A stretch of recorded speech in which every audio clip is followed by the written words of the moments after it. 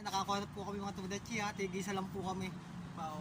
Ayan pang. Ganitong training sa Paris. Ganito po pagka nag-training ka dito sa Paris, may libre pong ubas mga tudachi. Ang ubas po, binabato lang po dito. Ha? Hindi pala ito ubas. Duhat pala mga tudachi. Yan o. Okay. Yan po mga tudachi. Yan ang talagang probinsya. Yan o. Yan yung kami sa buhay sa probinsya. Oh, yan o. Ito tudachi ading yan. Oh. Oh, di ba? Ito kami ng mga kakanin to. Oo.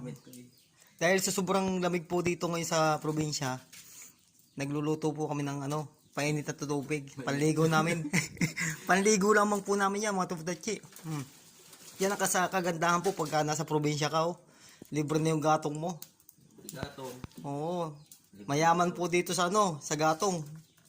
Yan, hindi na po kailangan dito ng dekurente o gasol man lang.